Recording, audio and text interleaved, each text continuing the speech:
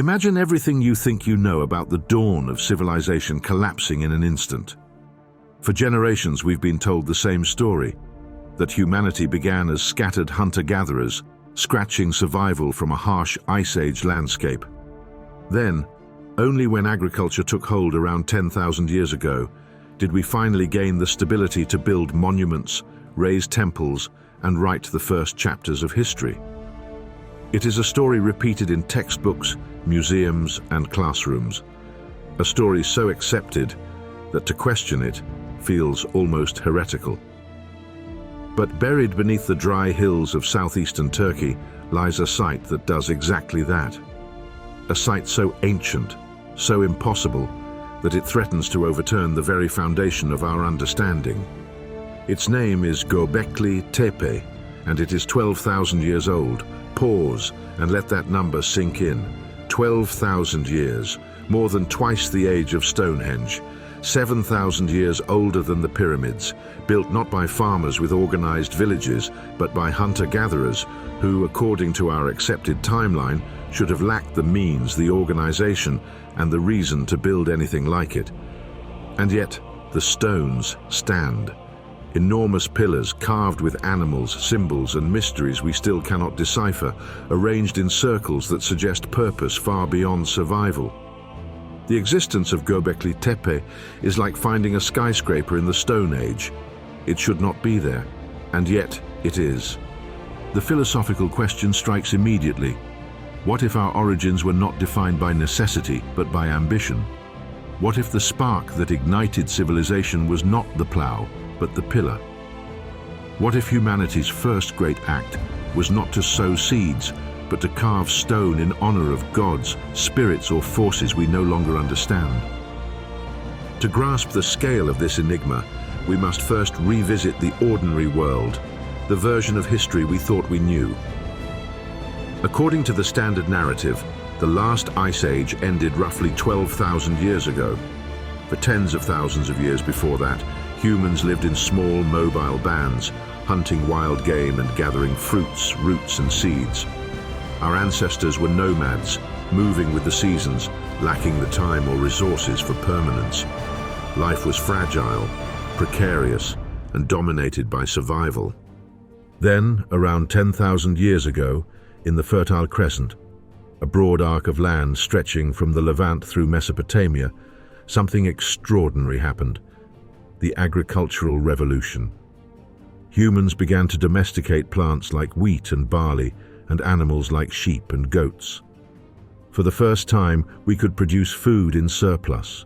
Villages formed, populations grew, and with stability came complexity: social hierarchies, religion, writing, architecture. Civilization, we are told, was born.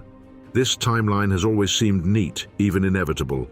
First survival, then farming, then temples, first necessity, then culture. But Göbekli Tepe does not fit this sequence. The radiocarbon dates place its construction at the very cusp of the Ice Age's end, around 9,600 BCE, centuries, even millennia, before agriculture was fully established in the region. Yet the site contains monumental stone circles, some with pillars weighing over 10 tons, carved with detailed reliefs of animals: foxes, snakes, wild boars, vultures. The artistry is undeniable, the labor investment is staggering, and the implications are unsettling. If hunter-gatherers built Göbekli Tepe, then they did so without permanent settlements, without domesticated animals to haul stone, without metal tools, and without the supposed agricultural surpluses that enable large-scale construction. It is as though the script of human history has been flipped. Perhaps religion, ritual, or symbolic meaning did not arise after farming, but before it. Perhaps it was not agriculture that created the need for temples, but temples that created the need for agriculture. The paradox is clear. Why would nomads, struggling to survive in a post-Ice Age world, spend immense effort building a site of apparent ritual? Why carve intricate animals into stone when there is no evidence of villages nearby? Why invest in permanence when life itself was still precarious? These questions hang over Göbekli Tepe like shadows, and no simple answer suffices. Scholars have tried to fit the site into existing frameworks. Some argue it was a gathering place for seasonal feasts, where dispersed groups united briefly to hunt, celebrate, and perform rituals. Others claim it was an early temple, evidence that religion predates farming and may have been the true catalyst for civilization. Still, others suggest astronomical alignments, mythic storytelling, or even commemoration of cataclysmic events like comet impacts. But none of these theories resolve the enigma fully. Each offers a piece of the puzzle, but the picture remains incomplete. This is the crack in the ordinary world, the fissure that opens when a narrative too neat collides with evidence too strange. Göbekli Tepe forces us to reconsider what it means to be human. Were our ancestors simply pragmatic survivors, or were they already dreamers, builders, and visionaries, compelled to carve meaning into stone before they tamed the soil? Did civilization arise from necessity, or from the restless human urge to transcend it? The power of Göbekli Tepe lies not only in its age, but in its audacity. To walk among its pillars is to feel the weight of ambition older than history itself. These were not crude marks or accidental arrangements. They were intentional, symbolic, purposeful. The people who built them had something to say, something to declare to the ages, though what it was we may never know.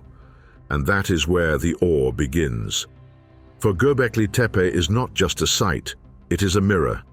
It reflects our ignorance, our assumptions, our complacency. It whispers that history is not linear, that civilization did not march in steady progress from caves to cities, but perhaps stumbled, leapt, and faltered in ways we cannot imagine.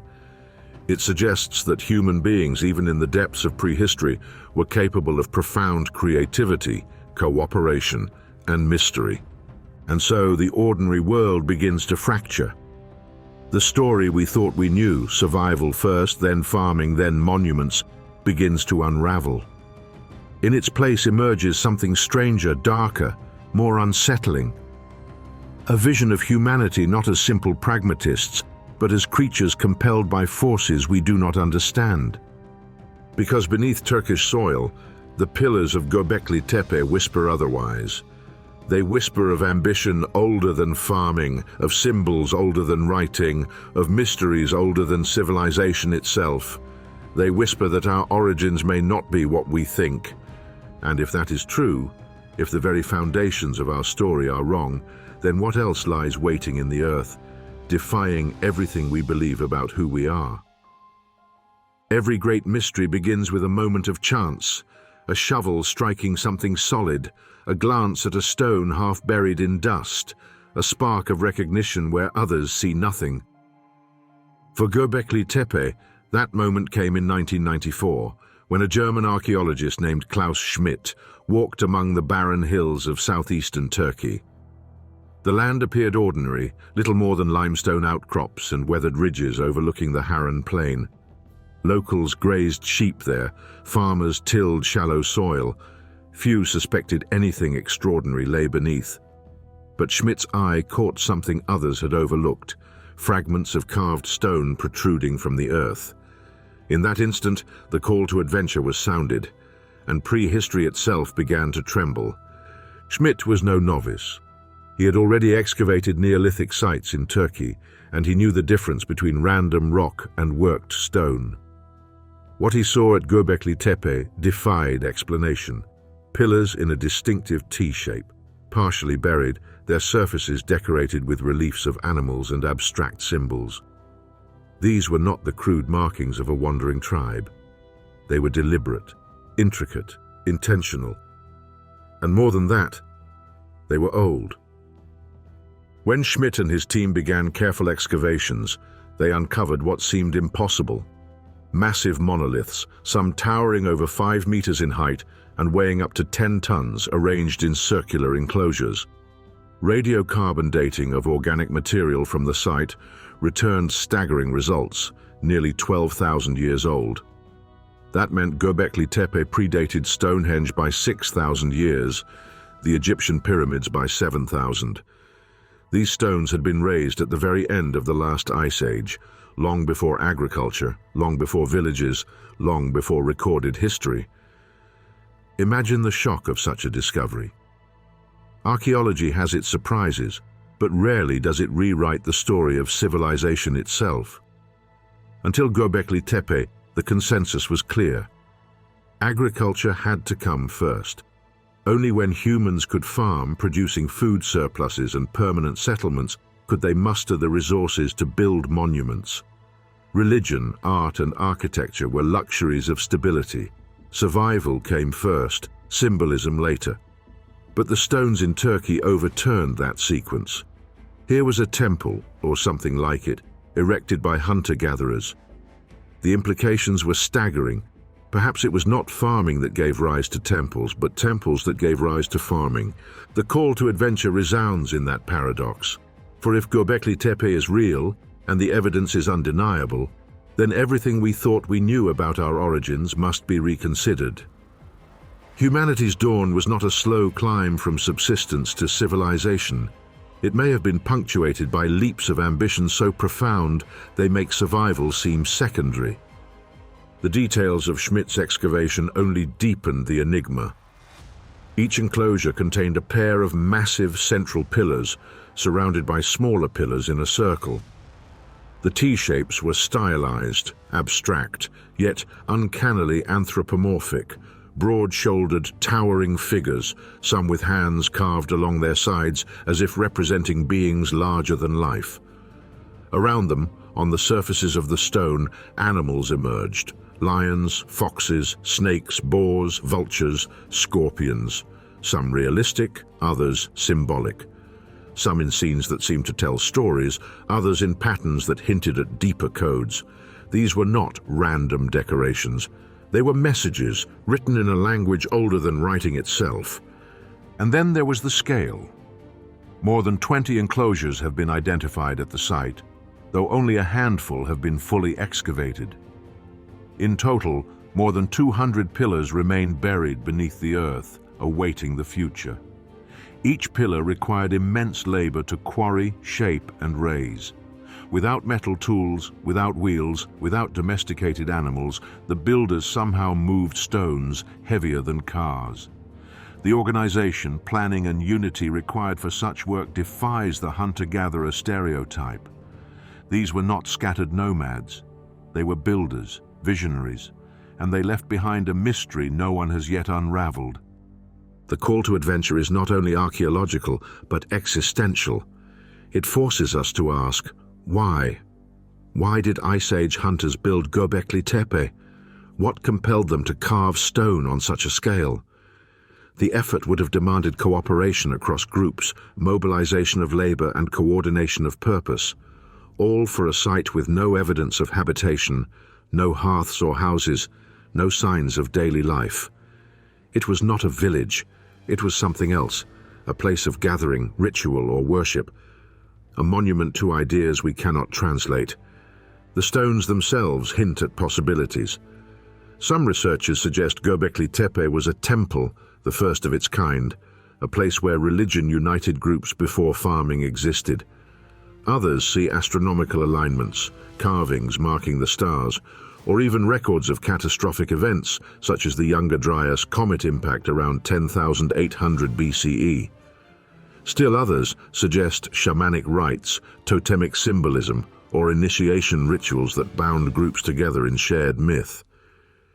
Each theory captures a fragment of truth, but none explains everything.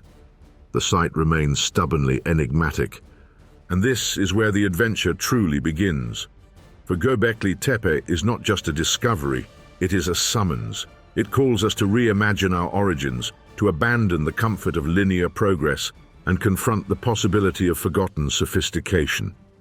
It challenges the myth of inevitable advancement, replacing it with a story where vision and mystery arise unexpectedly, far earlier than we thought possible. Klaus Schmidt himself understood the magnitude of what he had found. He described Göbekli Tepe as the world's first temple, a place where ritual preceded agriculture, where belief shaped survival, not the other way around. His vision made him the mentor in this story, the one who first grasped that these stones were not anomalies, but a turning point in human history, and yet even he admitted he could not explain everything.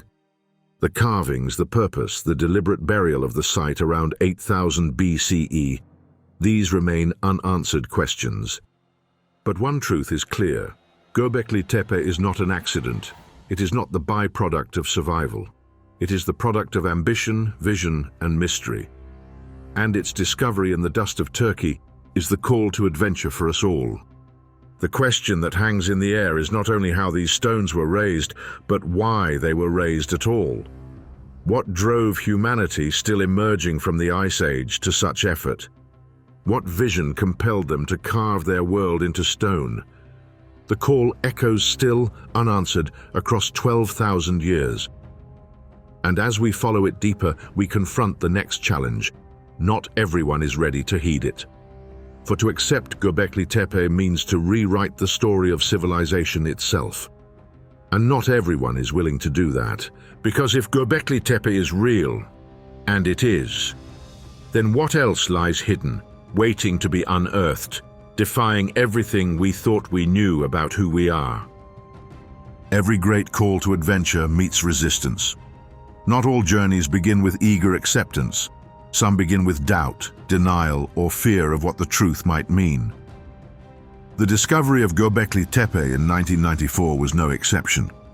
For if these stones truly were 12,000 years old, if they truly had been raised by hunter-gatherers in the deep shadows of prehistory, then the foundations of our story as a species would need rewriting. And for many scholars, that was too much to bear. At first, Göbekli Tepe was treated with suspicion, even dismissal. Archaeology, like all science, thrives on evidence but also depends on consensus. Generations of research had solidified the narrative that farming came first, that sedentary villages gave rise to temples and monuments, not the other way around. To suggest otherwise was to overturn decades of scholarship. Many researchers balked. Some suggested Schmidt's dates were exaggerated. Others argued the site was an outlier, a ritual anomaly that did not represent broader human behavior. A few dismissed it as mere coincidence, the work of small groups experimenting at the fringes of survival. Behind this resistance lay more than academic pride. It was a philosophical reluctance to abandon the story of progress that civilization had long told itself. The prevailing myth was comforting. Humanity rose from simplicity to complexity, from necessity to luxury, from survival to symbolism. Göbekli Tepe inverted that myth. It suggested that meaning and ritual may have come before farming, that imagination may have preceded necessity. For many, this was heresy. Consider the constraints of the hunter-gatherer lifestyle. These groups were small, typically numbering only dozens. They moved with the seasons, chasing herds, gathering wild plants, surviving at the mercy of climate and geography. Their lives were fragile, their energy consumed by the daily hunt for food. How could such groups possibly marshal the manpower to carve and raise 10-ton pillars? How could they organize labor on a scale that rivals the earliest cities when they had no cities at all? It defied the model, and for many scholars the model was sacrosanct. Academic debates grew heated. In conferences and journals, voices clashed. Some clung to the belief that Göbekli Tepe was misunderstood, that its significance was overstated. Others grudgingly admitted its importance, but tried to contain it, to treat it as a one-off exception rather than a revelation. A ritual site perhaps, but not one that required rewriting history. Resistance took many forms, but at its core, it was the refusal to abandon a cherished narrative. This refusal reveals something deeper about human nature. We do not resist new truths only because of lack of evidence, but because of the stories we tell ourselves. Civilization has long defined itself as a march of progress, from caves to fields to temples to cities. The discovery of Göbekli Tepe shattered that sequence. It suggested a world where ritual and imagination were not late luxuries, but primal necessities. To accept this was to admit that our ancestors were not merely pragmatic survivors, but visionaries who dreamed in stone long before they sowed seed in soil. Why was this so difficult to accept? Because it forced scholars, and all of us, to confront the possibility that history is not linear, but fragmented, erratic, punctuated by leaps of ambition and collapses of memory. Göbekli Tepe suggested that human beings may have achieved things long before we thought possible, and then buried them, forgotten them, erased them from the record. It suggested that the dawn of civilization may be deeper, stranger, and more haunted than we ever imagined. Resistance was also practical. Excavations are slow, funding limited, and interpretations fragile. For many archaeologists, the safest course was caution. Better to downplay Göbekli Tepe's significance than to risk grand claims that might later collapse. Better to see it as a local anomaly than to redraw the global map of prehistory. In this too there was wisdom, but also fear. The site was too vast, too old, too enigmatic to be contained. The refusal to heed its implications was a refusal to let go of certainty. And yet, the evidence mounted. Radiocarbon dates confirmed its age. Excavations revealed more pillars, more enclosures, more carvings. Ground-penetrating radar suggested hundreds of stones still buried, awaiting excavation. The sheer scale of the site made dismissal impossible. Resistance began to fracture, though not without struggle. Some scholars clung to the idea that the site was a ritual anomaly, an exception to the rule. Others began to concede that perhaps the rule itself was flawed. But even in concession, doubt remained. This tension highlights a universal truth. Humanity resists rewriting its own story. We cling to myths of progress, to linear narratives, to comforting sequences. To accept Göbekli Tepe is to accept that civilization's dawn is not what we thought, and that we may not understand our own origins as well as we believe. The refusal of the call, then, was not only academic, it was existential. It was the human instinct to protect the story we know against the story that threatens to undo it. But as in every myth, refusal cannot last forever. The evidence was too powerful, the stones too immovable, the carvings too eloquent to ignore. The refusal delayed the journey, but it could not prevent it. And so, the resistance to Göbekli Tepe becomes part of its mystery. It shows us that the site is not only about prehistory, but about the present, about our reluctance to face truths that unsettle us. It shows us that knowledge is not only about evidence, but about courage. For to accept Göbekli Tepe is to accept that we are far older, stranger, and more ambitious than we ever dared imagine. And this raises the haunting question. If we resist Göbekli Tepe so fiercely, what else might we be refusing? What other truths lie buried, unacknowledged, dismissed, because they do not fit the story we prefer to tell? The refusal of the call reminds us that the greatest obstacles are often not in the stones themselves, but in our own minds. And as the dust settled over Göbekli Tepe's pillars, one man refused to look away. Klaus Schmidt, the mentor of this journey, pressed forward where others hesitated, guided by a vision that would reshape prehistory itself. Because if these stones were truly carved 12,000 years ago, then they were not only monuments, they were messages. And the only question was, who would dare to listen? Every myth needs a mentor, the figure who sees beyond convention, who recognizes in the ordinary a glimpse of the extraordinary. For Göbekli Tepe, that figure was Klaus Schmidt. While others hesitated, while the academic world recoiled at the implications, Schmidt leaned into the mystery. He believed that what he uncovered in the hills of southeastern Turkey was not an anomaly, not an archaeological curiosity, but a turning point in human history. Born in Germany in 1953, Schmidt had already spent years studying Neolithic sites in Turkey. He knew the landscapes, the stone, the artifacts of the ancient Near East. Yet when he first walked the barren mound of Göbekli Tepe in 1994, he sensed something different. The site called to him in a way others had overlooked. While earlier surveys had catalogued scattered stone fragments and moved on, Schmidt lingered. He recognized the carved surfaces, the shapes, the alignment. These were not random boulders. They were intentional, deliberate, monolithic. What distinguished Schmidt was not only his eye for detail, but his willingness to imagine boldly. Where others saw impossibility, he saw significance. He dared to interpret the T-shaped pillars not as functional supports, but as anthropomorphic beings, stylized human forms carved in stone. Some bore arms, hands, even loincloths etched faintly into their sides. These were not just stones, they were figures. Guardians, perhaps, deities, spirits rendered monumental. And surrounding them were carvings of animals, foxes, lions, vultures, serpents, wild boars, scorpions, an entire bestiary of Ice Age life, alive again in relief on stone. For Schmidt, this was not coincidence. It was intentional symbolism, a language of images.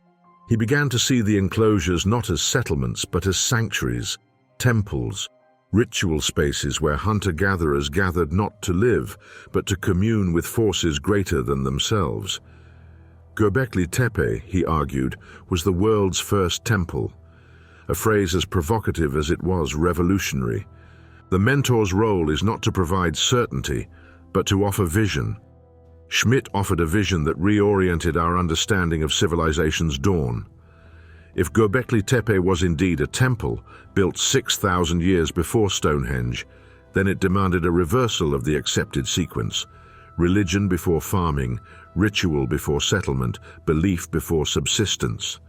Civilization, in this vision, was not born of necessity, but of meaning. Humanity's first great act was not to cultivate grain, but to carve stone in service of the unseen. The idea was radical, but evidence lent it weight.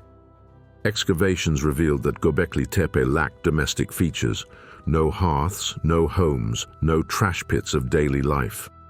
The site was monumental but not residential. People may have gathered here seasonally, converging from scattered bands to participate in shared rituals. The carvings on the stones reinforce this view, animals that may have symbolized totems, spirits, or cosmological forces.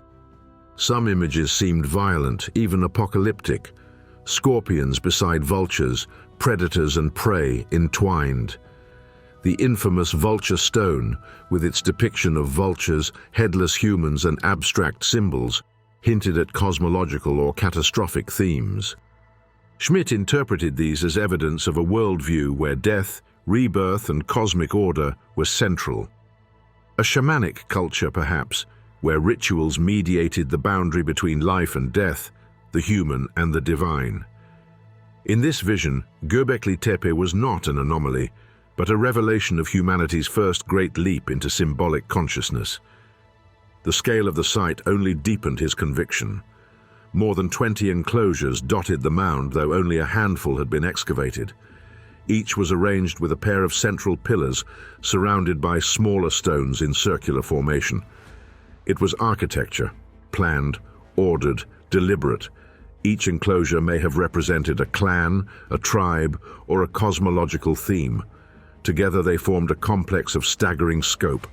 And beneath the soil, radar revealed hundreds more pillars still buried, awaiting discovery.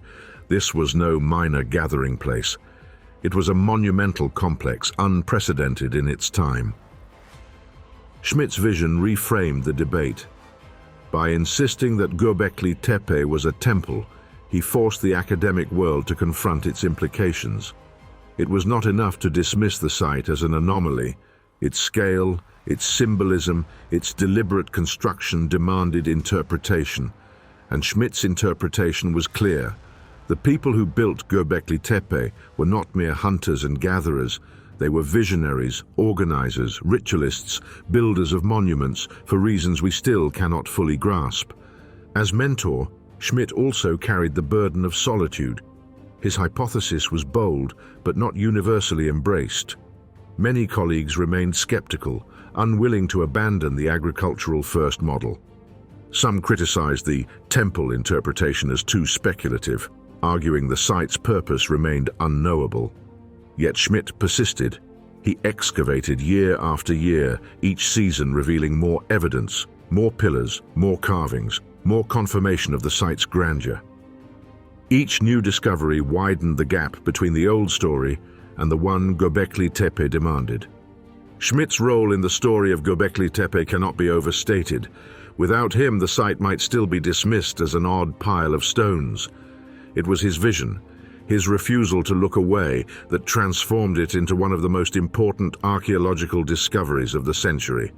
In this sense, he was not only a mentor to his team, but to humanity itself, guiding us to reconsider who we are and where we came from.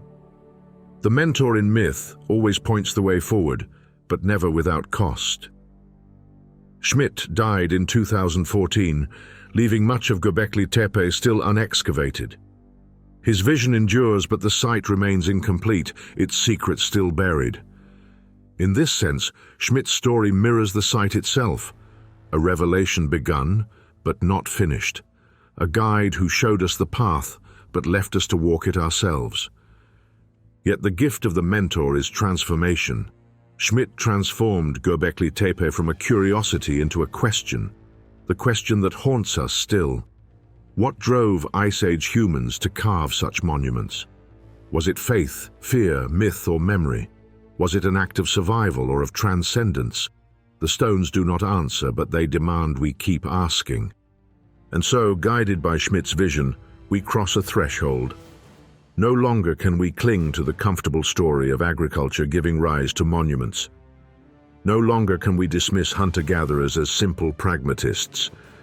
We must accept that our ancestors 12,000 years ago were capable of ambition, cooperation, and imagination on a scale we struggle to explain. The mentor has spoken, and the path lies ahead. Deeper into the earth, deeper into prehistory, deeper into the mystery of humanity's true dawn. For beyond Schmidt's vision lies a greater threshold, the confrontation with how such monuments were built at all. Because if these people, armed with nothing but stone tools, could quarry, carve, and raise 10-ton pillars, then what else might they have been capable of? Every story has a threshold, the point beyond which there is no return. For humanity's understanding of its own past, that threshold is Göbekli Tepe itself. Once we step into the circle of its ancient stones, once we accept their age, their scale, and their mystery, the story we thought we knew about our origins begins to unravel. We leave behind the comfortable narrative of progress and survival and enter a deeper, darker world, a prehistoric realm where ambition defied necessity and where humanity's first great monuments were carved in defiance of time. The threshold is not metaphorical, it is physical. Standing at the edge of Göbekli Tepe, one looks down into the excavated enclosures, sunken into the hillside like open wounds in the earth. Circular in design, each enclosure contains towering T-shaped pillars, some reaching up to 5.5 meters in height, arranged around a pair of larger central monoliths. They are silent, immovable, yet their very presence speaks of intention. Each circle is not random. It is architecture, designed, ordered, deliberate.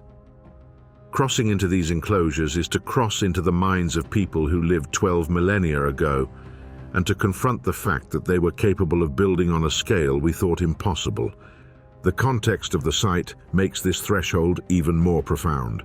Göbekli Tepe is perched on a limestone ridge in the Taurus Mountains of southeastern Turkey, overlooking the fertile plains below. This region, known as the Fertile Crescent, would later become the cradle of agriculture and civilization. But at the time of Göbekli Tepe's construction, it was still wilderness, a land of wild grasses, herds of gazelle, and predators stalking the shadows. The last ice age had only just ended. Climate was shifting, glaciers retreating, ecosystems transforming. Humanity was still adjusting, still surviving. Yet amid this uncertainty, someone somehow conceived of raising massive pillars and arranging them in sacred circles. The sheer number of pillars adds to the awe. Archaeologists estimate that more than 200 monoliths remain buried at the site, spread across at least 20 circular enclosures. Only a fraction have been excavated. What lies beneath may be far greater than what has already been revealed. Each circle seems to have been deliberately filled with rubble and buried thousands of years after its construction, preserving it in the earth like a time capsule. Why it was buried remains a mystery, perhaps ritual closure, perhaps deliberate concealment. Either way, the act ensured that Göbekli Tepe survived to challenge us today. Crossing the threshold also means confronting the paradox of labor. Each pillar weighs between 5 and 10 tons, quarried from limestone bedrock using nothing but stone tools. Without metal, without wheels, without draft animals, how did these people move such stones across uneven terrain and then raise them upright into sockets carved into the bedrock floor? Experiments suggest teams of dozens, perhaps hundreds, hauling with ropes and levers, inching the pillars along with brute force and ingenuity. The effort would have required coordination, leadership, and a shared vision strong enough to bind people together.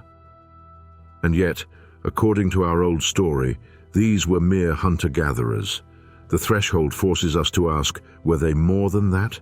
Were they already organized into something like proto-societies with ritual leaders, skilled craftsmen, and a shared mythos capable of inspiring collective labor? The carvings carved into these stones deepen the enigma. Snakes slither across the surfaces, foxes prowl, vultures stretch their wings, scorpions lie in wait, boars charge. Each animal seems chosen, deliberate, alive with symbolic meaning. Some scholars suggest they represent totemic spirits, embodying clans or tribes. Others see astronomical symbolism, constellations encoded in stone. Still others interpret them as visions of shamans, trance-born images from the liminal space between waking and dreaming. Whatever their meaning, they reveal a world not of mere survival, but of imagination, spirituality, and myth. Crossing into Göbekli Tepe is also crossing into the threshold between survival and symbolism.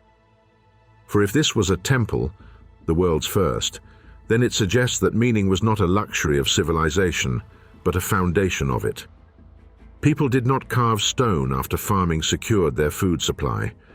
They carved stone before, and perhaps in order to secure something even more vital, a sense of belonging, of order, of connection to forces beyond themselves. If this is true, then Göbekli Tepe is not just old, it is revolutionary.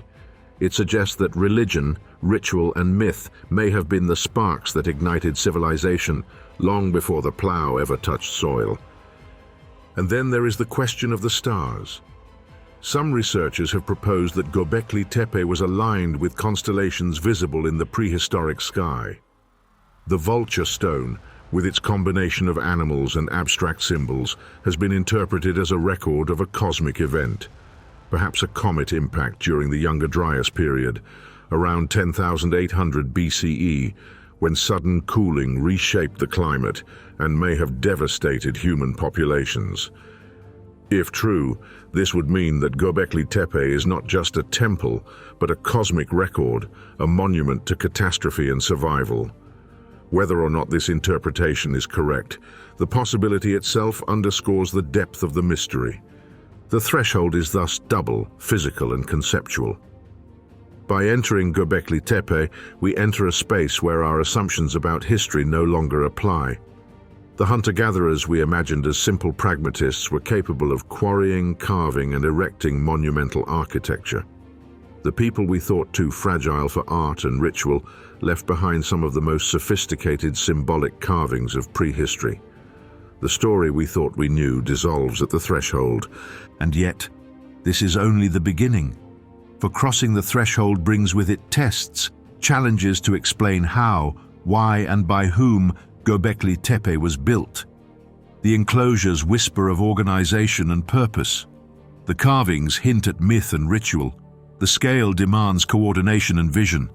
But none of these questions are answered. They remain suspended, echoing across 12,000 years. To cross the threshold into Göbekli Tepe is to step into a labyrinth of enigmas. It is to leave behind the ordinary world of textbooks and enter a darker, older world, where ambition precedes necessity, where ghosts of Ice Age hunters carved symbols we still cannot decipher, and where the very foundations of civilization may lie buried beneath the soil. And so we cross. We stand among the pillars. We touch the carvings of animals no longer roaming these hills. We feel the weight of stones heavier than cars, raised by hands without metal. And we realize with a shiver that the threshold has been crossed. There is no going back to the ordinary story of human origins. We are now in a world where nothing is certain, where the past is stranger than we dared imagine, and where the tests that await us will demand everything we think we know. Because if hunter-gatherers built Göbekli Tepe, then the threshold between survival and civilization is not where we thought it was. It lies deeper, darker, and more mysterious, and the only way forward is deeper still, into the tests that will reveal what kind of people carved meaning into stone 12,000 years ago. Every great journey demands allies, and every mystery tests them. Once the threshold of Göbekli Tepe had been crossed, the task of unraveling its secrets required more than vision. It required evidence, expertise, and persistence. The stones were patient.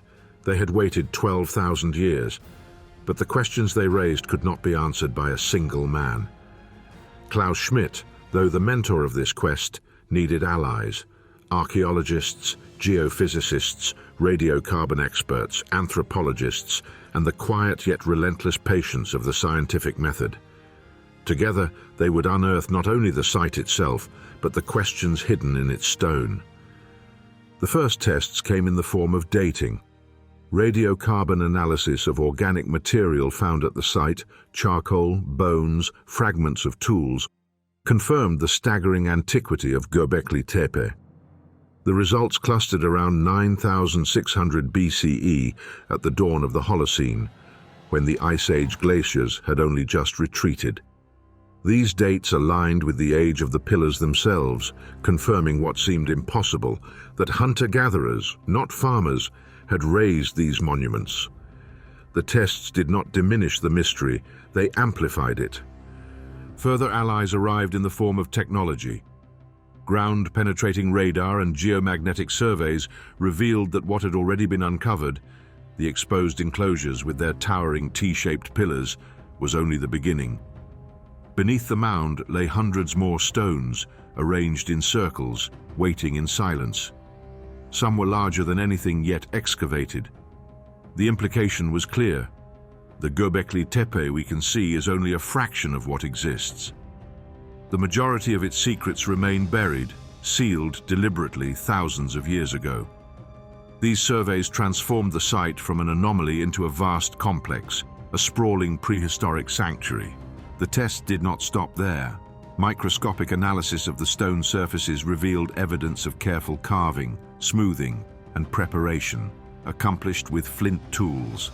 No metal chisels existed in this time, yet the surfaces bore clear marks of labor, patience, and artistry. The level of skill suggested specialized workers, craftsmen, who devoted themselves to shaping stone rather than chasing prey.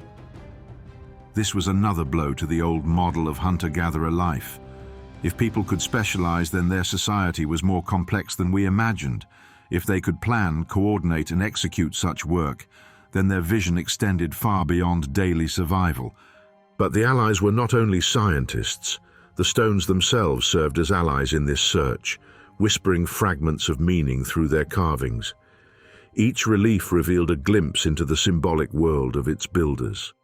Snakes slither across multiple pillars, perhaps representing danger, transformation, or rebirth. Foxes appear frequently, animals associated with cunning and liminality. Vultures loom ominously, wings spread wide, perhaps tied to death rituals or celestial symbolism. On the famous vulture stone, human figures appear alongside animals, their heads severed, their bodies juxtaposed with abstract symbols. Was this a record of ritual sacrifice, a cosmic myth, a memory of catastrophe? The allies in stone spoke clearly, but in a language we no longer understand. The tests continued in unexpected directions. Analysis of soil and botanical remains suggested that wild cereals, including einkorn wheat, grew abundantly in the region. This raised an unsettling possibility that the effort of building Göbekli Tepe required large gatherings, which in turn demanded food surpluses. To feed workers, people may have begun experimenting with cultivation. In this sense, the monument may have preceded farming or even inspired it. Religion, not necessity, may have driven agriculture. The plough may not have led to temples, temples may have led to the plough. The test of evidence overturned the story of origins. Allies also came in the form of collaboration. Teams of archaeologists and specialists from Turkey and beyond joined Schmidt in excavations. Their collective expertise uncovered more about the site's layout, geology, and cultural context. They discovered that each enclosure was eventually backfilled with rubble and buried, perhaps as part of a ritual cycle. This deliberate burial preserved the site, but also deepened the enigma. Why bury such monumental work? Was it abandonment, ritual closure, or an attempt to conceal sacred knowledge? The tests provided data, but the answers only multiplied. And still, the ordeals pressed on. Each test of the site's significance was met with resistance, both academic and interpretive. Some scholars argued that Göbekli Tepe was a seasonal gathering site, a place for feasts and rituals, but not evidence of a larger societal shift. Others pushed back against the world's first temple interpretation, insisting that without writing, we cannot know its purpose. The tests of evidence clashed with the tests of interpretation, creating tension among allies themselves. The stones divided as much as they united.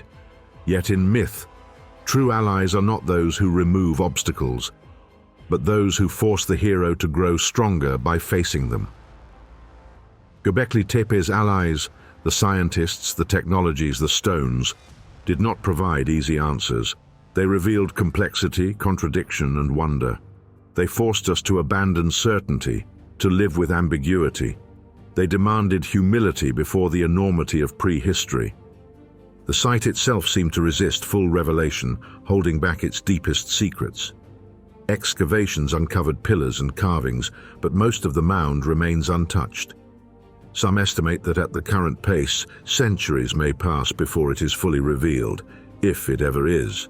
The earth protects its secrets. The stones remain patient. Humanity's tests, by contrast, are urgent, limited by time, resources, and our own fragile attention. Crossing this stage of the journey, the seeker confronts a sobering truth. Allies can only take us so far. Technology can show us buried pillars, but not their meaning. Radiocarbon dates can tell us when, but not why. Carvings can whisper symbolism, but not translate it. Even Klaus Schmidt, with his bold vision, admitted the limits of knowledge. The tests and allies illuminate the path, but the labyrinth remains. And so the mystery deepens. The more we uncover, the more we realize how much remains hidden. Göbekli Tepe is not a solved puzzle, but an open wound in prehistory. Its stones resist final interpretation. Its burial conceals intention. Its carvings elude comprehension. And yet, this is the gift of allies. Not certainty, but persistence. Not answers, but the courage to keep asking. The tests of Göbekli Tepe remind us that history is fragile, provisional, and constantly tested by new discoveries. The allies remind us that we do not walk alone, that the pursuit of truth is a collective journey. Together they draw us deeper into the labyrinth, toward the heart of the enigma. And what lies there at the innermost cave? A symbolic labyrinth carved in stone where animals, humans, and forces beyond comprehension converge. A place where the carvings themselves seem to speak of stars, death, and catastrophe. A place where the meaning of Göbekli Tepe sharpens into its most haunting form. Because if the allies have taught us anything, it is this: the stones are not silent, they are waiting. And deeper still, in the inmost cave of the site, they may yet reveal what drove humanity's first great act of civilization. Every great journey reaches a point of descent, when the hero approaches the inmost cave, the place where secrets lurk, where truth is most deeply hidden, where revelation and danger intertwine. At Göbekli Tepe, that cave is not a literal chamber but a symbolic labyrinth carved into stone. The further archaeologists have unearthed, the clearer it has become that the site is not only monumental architecture, but a tapestry of images, a coded language of symbols etched across its pillars. To walk among them is to enter the inmost cave of human imagination, to stand before a lexicon of meaning older than civilization itself. The pillars speak in reliefs of animals, shapes, and abstract forms, arranged with a precision that belies mere decoration. Serpents writhe across multiple stones, suggesting a recurring motif, a persistent symbol. Foxes leap, their elongated bodies carved with remarkable energy. Wild boars, aurochs, and lions prowl the surfaces, predators and prey mingling in a dance of survival and myth. In some cases, the animals are stacked, layered, as though composing a narrative. Yet there is no Rosetta Stone for this language. We can only guess at the stories these carvings once told. Perhaps the most enigmatic of all is Pillar 43, often called the Vulture Stone. Its surface displays a vulture with outstretched wings, a headless human figure beneath, and a series of abstract symbols above, a disc, a crescent, and shapes that some argue represent constellations. To some scholars, this carving is a cosmic map, a record of the stars as seen 12,000 years ago. Others suggest it may commemorate a catastrophic event, perhaps a comet strike during the Younger Dryas, a sudden cold snap that reshaped the climate and forced human populations to adapt. If true, the Vulture Stone would be nothing less than a prehistoric record of cosmic trauma, a warning etched in stone for future generations. But the interpretations diverge wildly. Some see in the vultures and headless figures evidence of ritual excarnation, the practice of exposing bodies to birds before burial, a tradition known in other ancient cultures. Others see astronomical alignments, noting that the animals may correspond to star constellations still recognized today. Still others suggest the carvings encode myths, shamanic visions, or cosmological cycles now lost to us. Whatever the truth, the Vulture Stone epitomizes the inmost cave of Göbekli Tepe, a symbolic labyrinth that resists easy decoding, yet compels us deeper with every glance. The symbolism is not limited to animals. Many pillars bear abstract carvings, H-shapes, crescents, circles, and other geometric motifs. Some are small, almost hidden, while others dominate entire surfaces. These symbols suggest an underlying system of meaning, perhaps even an early form of proto-writing. If so, Göbekli Tepe may represent not only the dawn of architecture, but the dawn of symbolic communication that would later evolve into writing itself. The thought is staggering, that the earliest attempt to inscribe human thought into permanence may have been made not on clay tablets in Mesopotamia, but on limestone pillars in prehistoric Anatolia. Equally haunting are the anthropomorphic features of the central pillars. Though abstract, some clearly bear arms, hands, and belts carved into their surfaces. One pillar features a fox tucked beneath its belt, as though the animal were a talisman or totem carried by the figure. These details suggest that the central monoliths may not merely represent abstract forces, but personifications, beings, spirits, perhaps even deities. If true, Göbekli Tepe may not only be the world's first temple, but also humanity's first pantheon, a gathering of stone gods born at the dawn of civilization. The symbolic labyrinth raises deeper philosophical questions. What drove these people, still nomadic, still dependent on the hunt, to carve such images? Why invest so much labor in representation, in meaning, in myth? The conventional narrative holds that art and ritual arise only after material needs are secured. Yet Göbekli Tepe suggests the opposite, that meaning itself was the driving force, that the hunger for connection with forces beyond survival may have inspired the first great act of cooperation. Perhaps the monuments were not luxuries after farming, but the catalysts that led to farming. Perhaps agriculture was born not of necessity, but of ritual gatherings at places like this, where food was needed to sustain large groups engaged in shared construction and ceremony. If so, then civilization itself may have sprouted from seeds planted in the soil of imagination. The labyrinth also demands we confront the possibility of memory encoded in stone. If the carvings on the vulture stone do indeed represent a comet strike or cosmic event, then Göbekli Tepe is not merely a temple but a record, a monument of remembrance, preserving the trauma of catastrophe for millennia. Human beings have always sought to record disaster, to warn, to mythologize. Could it be that Göbekli Tepe stands as the earliest example of this impulse? A prehistoric Stonehenge of memory, warning us of fire from the sky. The thought is both humbling and unsettling. Approaching the inmost cave means accepting uncertainty.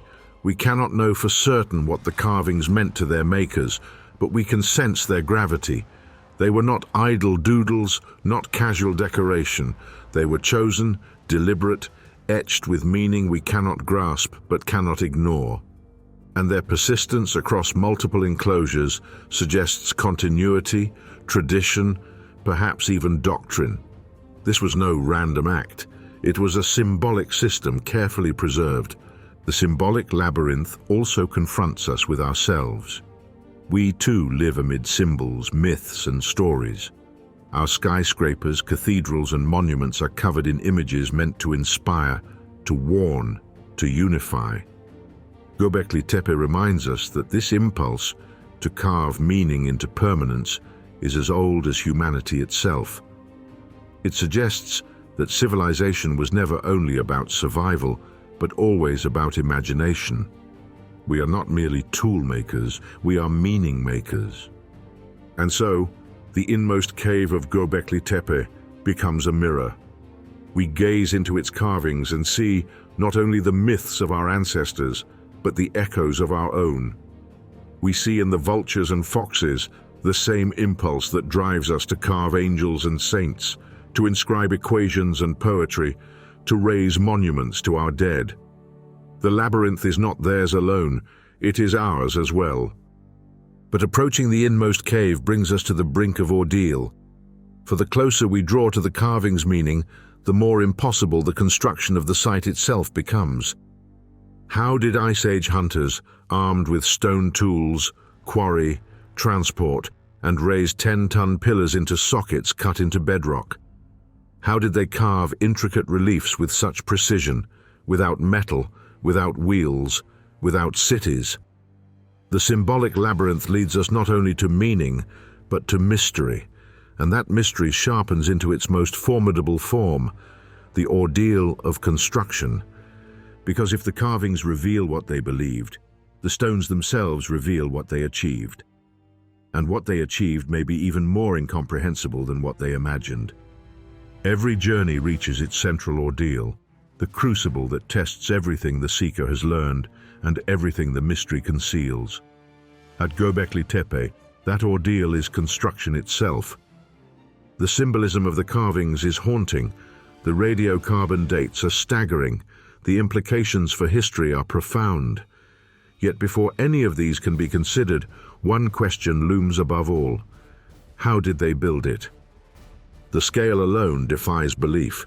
Each pillar is between 5 and 10 tons, some even heavier.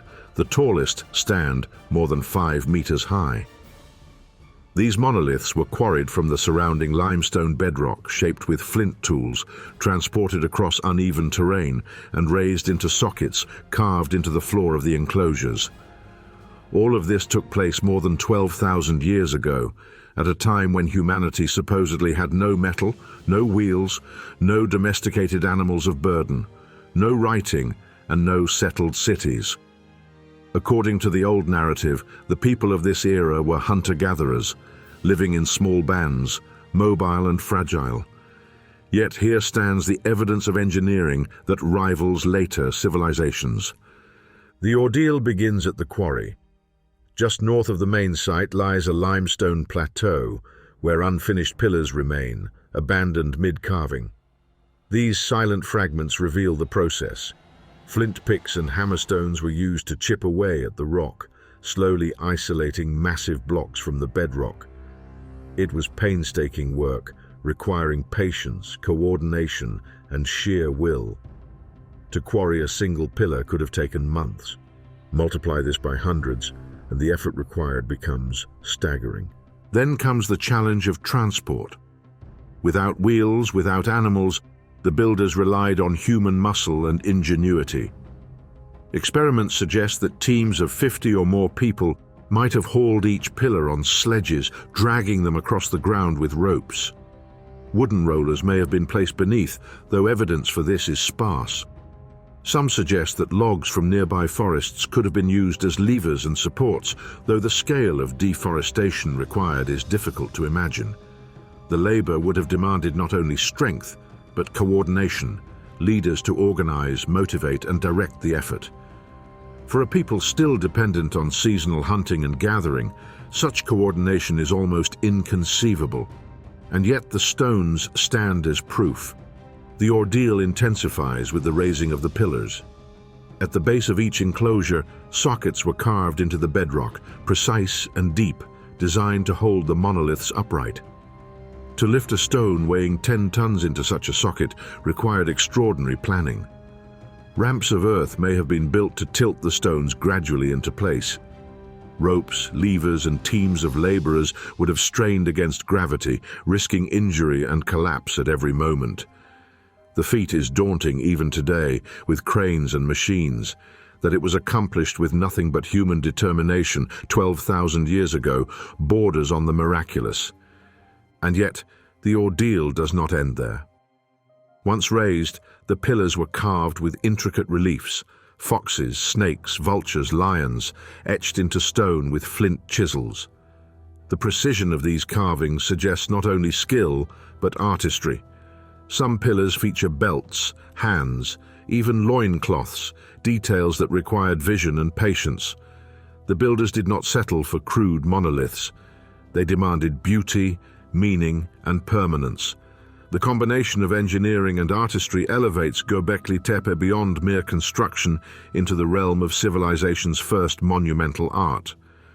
The ordeal forces us to reconsider the social structure of the builders. To accomplish such feats, they must have organized labor on a massive scale. This implies leadership, coordination, and shared purpose. But how? These were not city dwellers with rulers and bureaucrats. They were nomads, living in small bands, scattered across the landscape. For them to gather in such numbers, to coordinate their efforts, to share a vision powerful enough to inspire such labor, suggests a level of social complexity we did not think possible at this time. The ordeal challenges not only our understanding of engineering, but of society itself. And then there is the most haunting question of all. Why? Why would hunter-gatherers struggling for survival invest such effort in carving and raising stones? The labor required could have been spent hunting, gathering, surviving. Yet they chose to build. This suggests that the act of construction itself was more than practical. It was symbolic, ritualistic, perhaps even existential. Göbekli Tepe may have been built not in spite of the difficulties, but because of them, as a demonstration of shared belief, a collective act of meaning that bound people together. The ordeal was not only physical, but spiritual. Alternative theories attempt to grapple with the impossibility. Some suggest that Göbekli Tepe represents an emergent form of social complexity, where seasonal feasts drew together hundreds of people from surrounding regions. These gatherings may have been fueled by ritual, myth, or shamanic practices, inspiring cooperation on a scale never before seen. Others speculate that construction itself was the catalyst for social transformation, that the need to organize labor led to new forms of leadership, cooperation, and even the first steps toward agriculture. In this view, the ordeal of Göbekli Tepe gave birth to civilization itself. But the mystery deepens with the deliberate burial of the enclosures. After centuries of use, each circle of pillars was filled in with rubble, deliberately entombed. New enclosures were built on top, repeating the cycle. Why would the builders bury their own monuments? Was it ritual closure, marking the end of a sacred cycle? Was it to preserve the site for eternity or to conceal knowledge from future generations? The burial preserved the pillars, but it also concealed intention. The ordeal of construction was matched by the ordeal of concealment, and so the ordeal of Göbekli Tepe is double: the ordeal of how it was built and the ordeal of why. Both questions defy easy answers. Both demand we reconsider everything we thought we knew about our species. The site is not merely old, it is impossible. It should not exist, and yet it does. And in its existence, it forces us to confront the possibility that our ancestors were far more capable, far more ambitious, and far more mysterious than we ever imagined. The ordeal, then, is not only theirs, but ours. They lifted the stones. We must lift the questions. They carved meaning into permanence. We must decipher it. They buried their monuments. We must unearth them, and in so doing, unearth ourselves. And as the dust settles, as we stand among the stones and confront the impossible, another thought intrudes. What if Göbekli Tepe is not unique? What if there were other sites, other monuments, equally ancient, equally impossible, now lost beneath soil or sea? What if our story of civilization is not only incomplete, but radically wrong? Because if hunter-gatherers built Göbekli Tepe, then the ordeal of construction is only the beginning. The true ordeal lies ahead, confronting the implications of what this means for everything we thought we knew about human history. Every great ordeal, no matter how punishing, promises a reward. After the sweat of quarrying stone, the impossibility of hauling monoliths, the danger of raising 10-ton pillars into sockets carved in bedrock, Göbekli Tepe offers its boon. It is not a treasure of gold or jewels, but something far more precious: wisdom. For in its very existence, the site rewrites the story of humanity's dawn, offering us a glimpse into truths buried not only in the soil of Turkey, but in the collective memory of our species. The first and most profound reward is recognition. Göbekli Tepe proves that complex symbolic societies existed long before agriculture, long before the first cities, long before the story we thought we knew began. It is not an anomaly, not a footnote, it is a revelation. The people who built these circles of stone were not primitive. They were ambitious, organized, visionary. They may not have planted fields, but they carved meaning into permanence. They may not have lived in walled cities, but they gathered by the hundreds, perhaps the thousands, to share in ritual and belief. Civilization, in its most essential form, was already alive. This recognition is staggering because it reverses the sequence we once held sacred. The old model claimed that agriculture led to surplus, surplus led to settlement, settlement led to religion, and religion led to monuments. Göbekli Tepe turns that order upside down. Here, religion, or at least shared ritual, appears first. The carving of stone and the gathering of people to erect them seems to have inspired the need for food surpluses, which in turn may have sparked agriculture. The plough may not have birthed the temple may have birthed the plough. The reward is a new vision of human origins, one in which imagination precedes necessity, meaning precedes subsistence, and belief precedes survival. The second reward lies in the stones themselves, a deeper understanding of the symbolic power of myth. The carvings on Göbekli Tepe's pillars, whether foxes or vultures, serpents or boars, are not idle decorations. They are fragments of a worldview, glimpses into a symbolic system now lost. They remind us that myth is not a late invention, but an original inheritance. From the beginning, humans have sought to explain their place in the cosmos through symbols, stories, and rituals. The animals carved into the limestone may be totems, cosmological markers, or warnings of catastrophe, but above all, they are proof that meaning is as ancient as survival. This is the reward of empathy. We see in these carvings the ancestors of our own myths, our own religions, our own need to inscribe meaning onto the void. Another reward is humility. Göbekli Tepe forces us to accept that we may not be the pinnacle of human progress, but simply one chapter in a much longer and stranger story. If hunter-gatherers 12,000 years ago could carve and raise pillars on this scale, what else might they have achieved? What have we lost, forgotten, erased from memory? The site rewards us with the unsettling awareness that history is fragile, that civilizations rise and fall, and that much of what we assume about our uniqueness may be illusion. The site also offers the reward of continuity. Göbekli Tepe may have been unique in scale, but it was not alone in spirit. Later cultures, Sumerian, Egyptian, Mayan, all raised monuments that combined architecture with myth, stone with story, labor with belief. Göbekli Tepe is their ancestor, the first known flowering of this impulse. Its reward is to remind us that the urge to carve meaning into permanence is not recent, but primordial. The ziggurats of Mesopotamia, the pyramids of Egypt, the cathedrals of Europe, all stand in a line that begins at Göbekli Tepe. Yet perhaps the greatest reward of all is awe. To stand among the pillars is to feel small, not because of their size, but because of what they represent.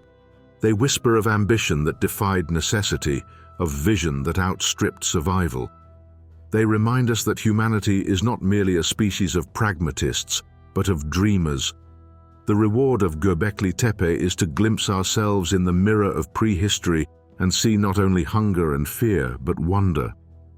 The scientific community, though cautious, has also embraced rewards of knowledge. Radiocarbon dating has anchored the site firmly at the dawn of the Holocene.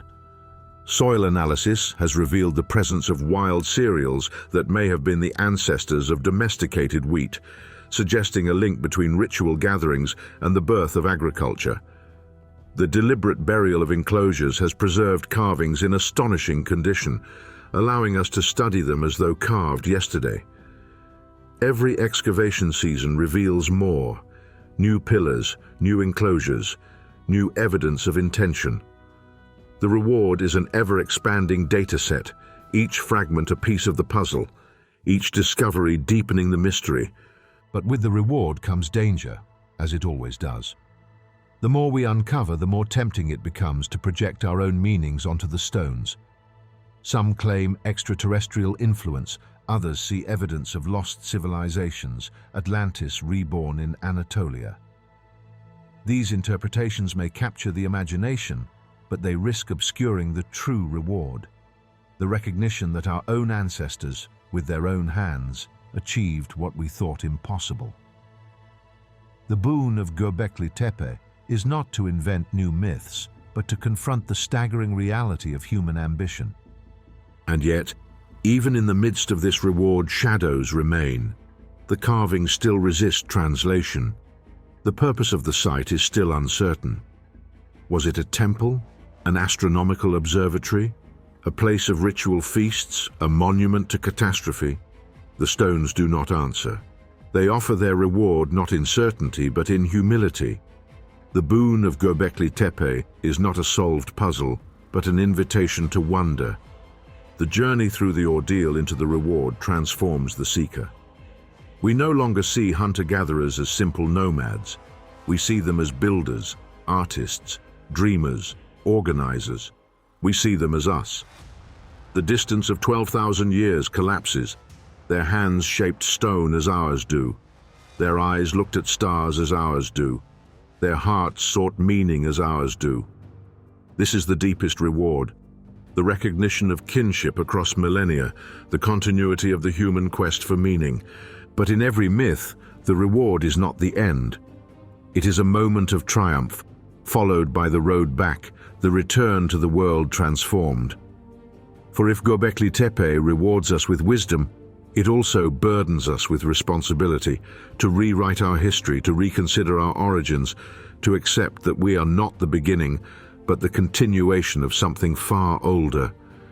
And as the sun sets over the limestone ridge of southeastern Turkey, casting long shadows across the buried enclosures, another question emerges, one that haunts every reward. What do we do with it?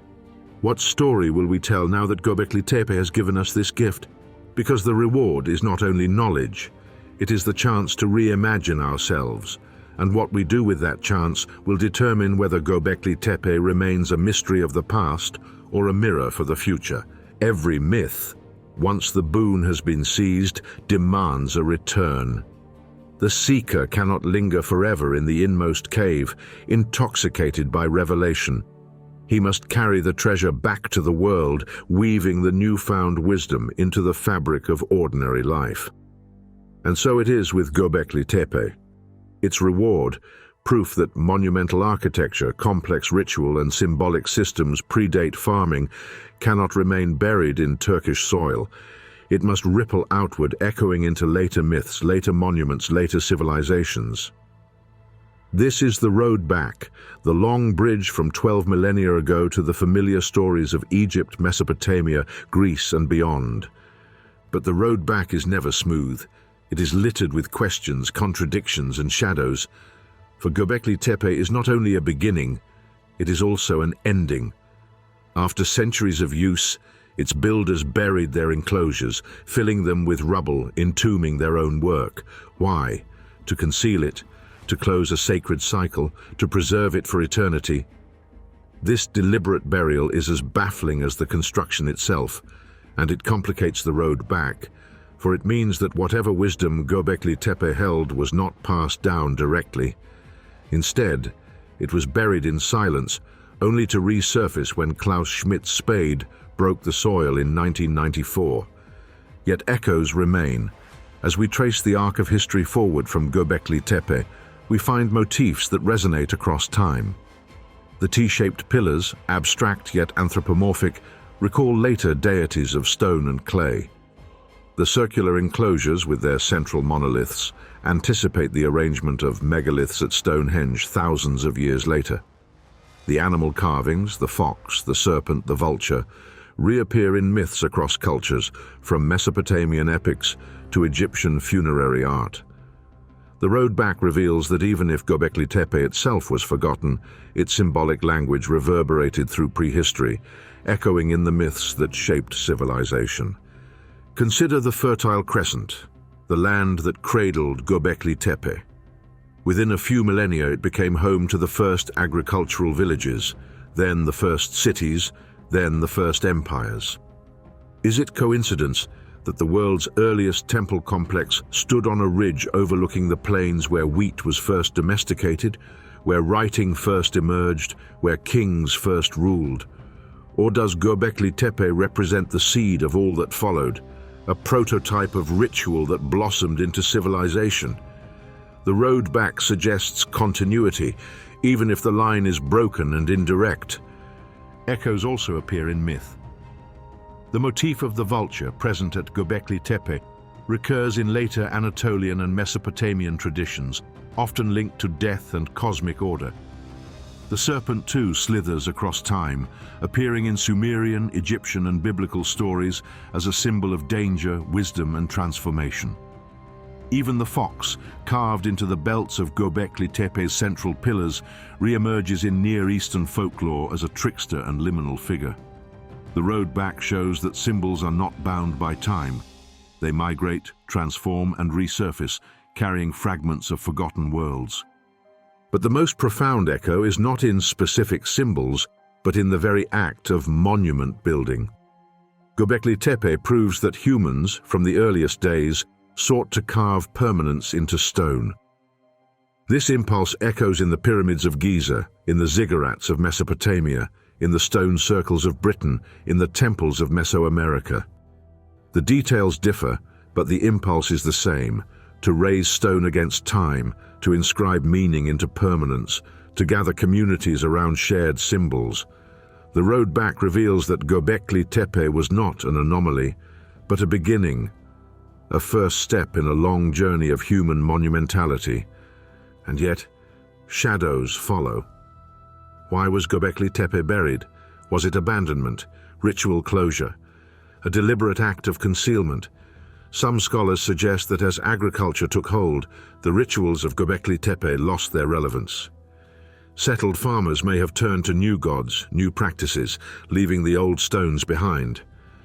Others suggest that the burial was sacred, a way of preserving the site for eternity, sealing it off as too holy to remain exposed.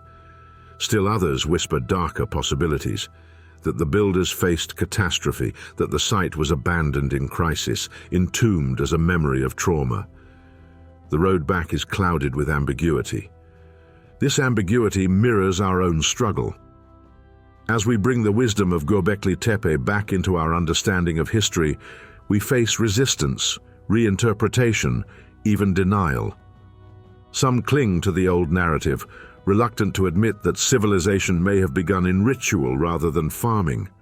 Others embrace fantastical explanations, aliens, lost civilizations, rather than confront the staggering truth that our ancestors, with nothing but stone tools, achieved what seems impossible. The road back demands balance, to honor the mystery without abandoning reason, to accept the enigma without surrendering to fantasy. The road back also demands humility. Göbekli Tepe is not unique in reminding us of forgotten sophistication. Other sites, Karahan Tepe, Nevali Chori, Çatalhöyük, dot the Anatolian landscape, each whispering fragments of a larger story.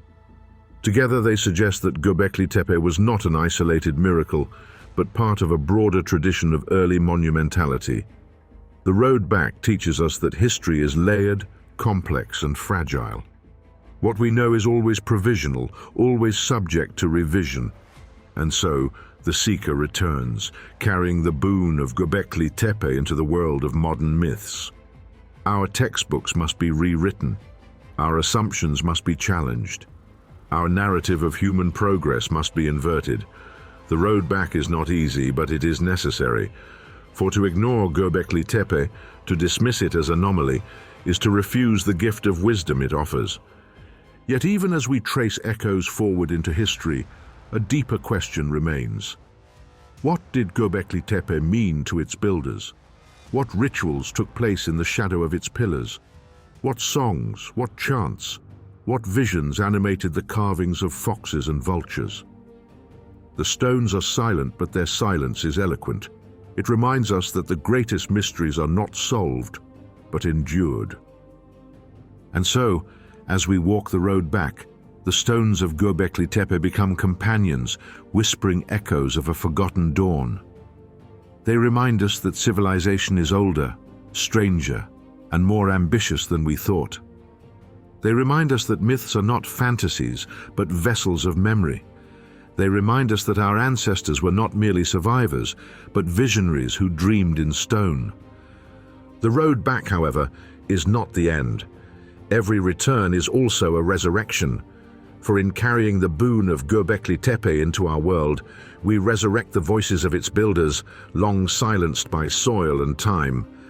Their message may be fragmented, their meaning obscure, but their ambition is unmistakable. They wanted to be remembered, and in unearthing their stones we have answered their call. But resurrection is never simple.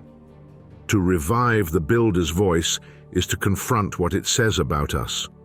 Are we so different? Or do their pillars remind us that our quest for meaning, our hunger for permanence, our desire to inscribe ourselves into eternity is as ancient as humanity itself? Because if Göbekli Tepe echoes into our myths, then our myths are not only ours. They are fragments of a story far older, a story that began not with the plough, but with the stone.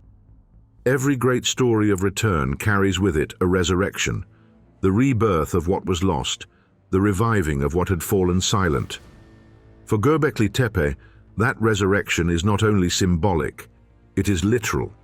Through the tools of modern science, through the excavation of bones, residues, and fragments, we can begin to hear the faint voices of those who raised the stones. We can resurrect not their names, for those are gone, but their presence, their choices, their way of life. For centuries, humanity imagined hunter-gatherers of the deep past as shadows, small bands wandering the wilderness, fragile and preoccupied with survival. Göbekli Tepe forces us to resurrect a different image. These were people who dreamed in stone, who coordinated massive labor projects, who carved symbols into permanence. And bioarchaeology, that marriage of biology and archaeology, allows us to glimpse their lives in startling detail. Excavations around the site have revealed fragments of human remains, scattered and incomplete. Some appear to have been deliberately placed, perhaps as part of rituals involving the dead. Others suggest excarnation, the exposure of bodies to vultures, like the scenes depicted on Pillar 43. Chemical analysis of bones reveals diet, a reliance on wild game, especially gazelle, aurochs and wild boar, supplemented by plants, nuts and wild cereals.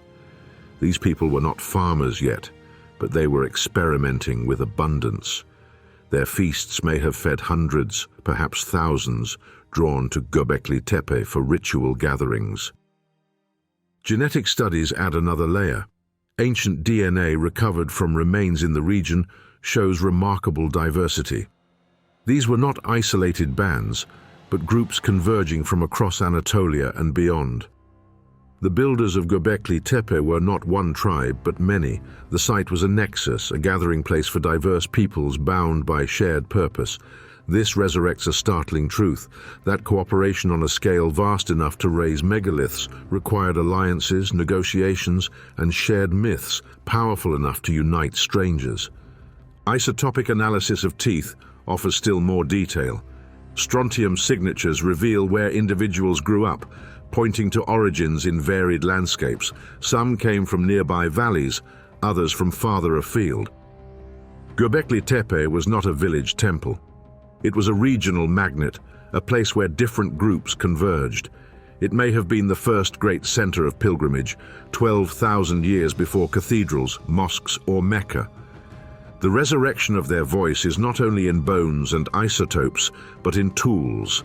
Thousands of flint blades, scrapers, and points litter the site, evidence of constant activity. These were crafted with precision, their edges honed for carving stone, shaping wood, and butchering animals.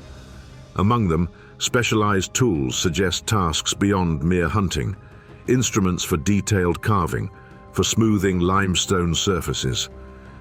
The resurrected voice whispers of specialization, individuals who devoted themselves not only to survival, but to artistry and labor. Residues on stone and pottery fragments deepen the story.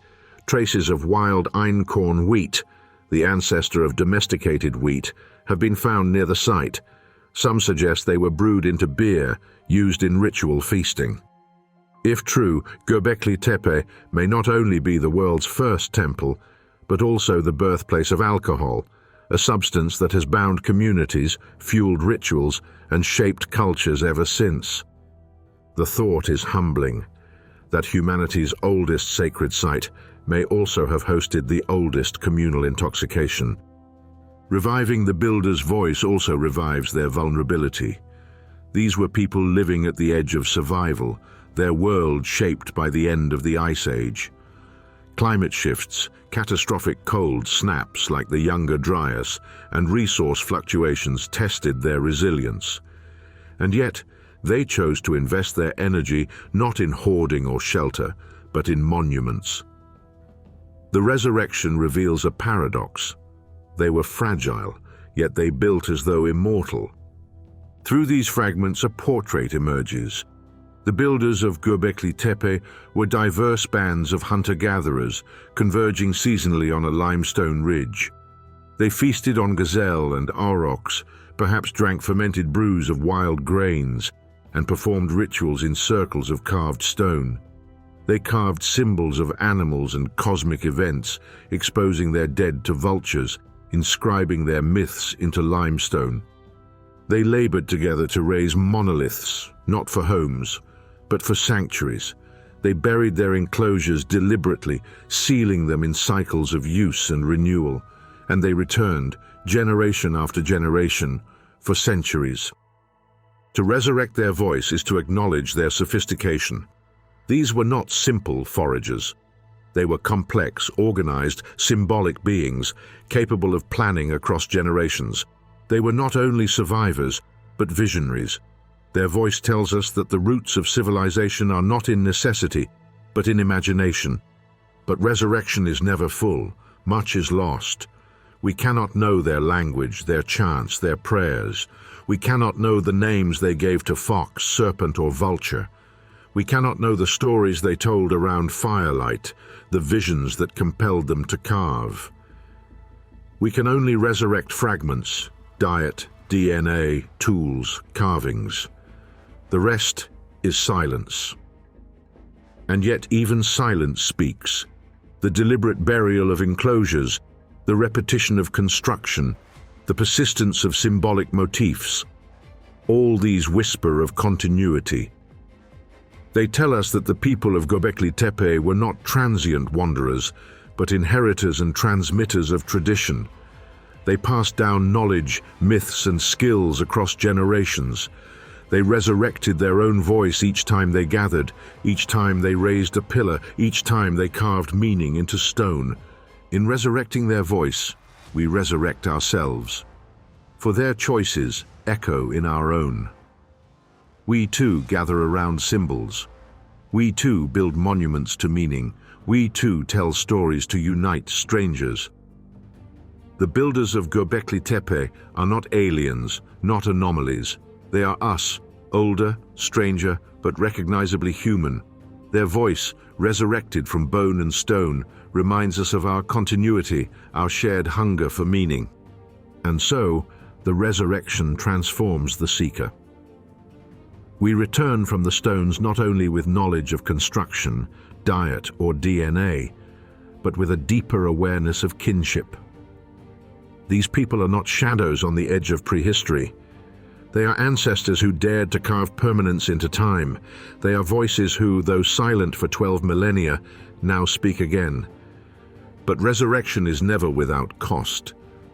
To resurrect their voice is to confront unsettling truths, that our timeline is broken, that our myths of progress are fragile, that civilizations rise and fall, leaving little behind but stone.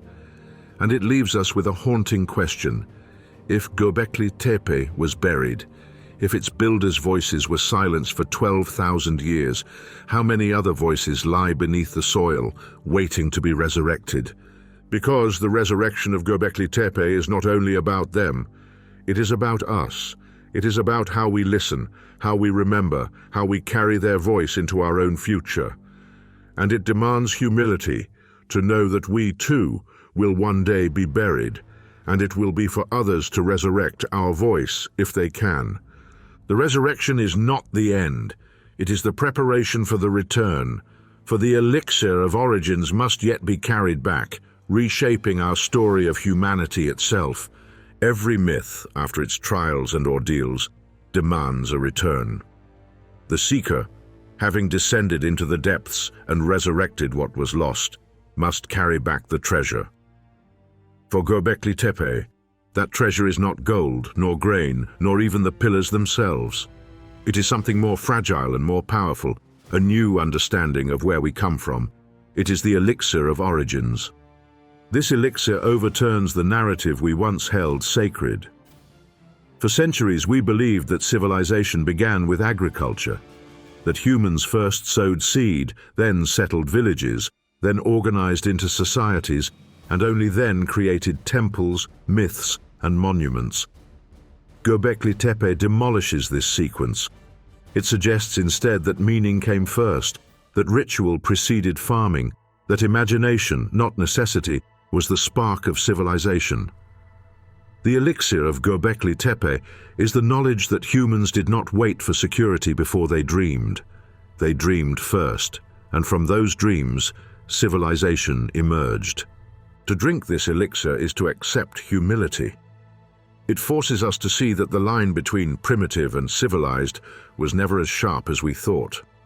The builders of Göbekli Tepe, though still hunters and gatherers, were capable of cooperation on an immense scale. They organized labor, carved symbols, raised monuments, and gathered in feasts that may have inspired the very birth of farming. Their lives were fragile, yet their vision was vast. The elixir reminds us that fragility and vision are not opposites. They are the twin engines of humanity. The elixir also brings awe. It connects us to ancestors who lived 12,000 years ago, whose hands smoothed limestone, whose eyes studied the stars, whose stories whispered across firelight. We cannot know their words, but we can feel their presence in stone. In this way, Göbekli Tepe is not only an archaeological site, it is a bridge across millennia, carrying their imagination into our own. To return with the elixir is to accept that we are part of a much older and stranger story than we ever imagined. Yet the elixir also carries questions, sharp and unsettling. Why did they bury their enclosures? Was it an act of reverence or of fear? What meaning did they see in fox, serpent, and vulture? Were they recording a cosmic catastrophe, or mapping the stars, or telling myths now lost? The elixir does not resolve these questions, it sharpens them. It teaches us that knowledge is not certainty, but wonder, that to seek origins is not to find final answers, but to live with enduring mystery. And in this mystery lies the deepest gift. For Göbekli Tepe shows us that civilization was not born of necessity alone, but of imagination, ritual, and meaning. It shows us that our hunger for story is as old as our hunger for food.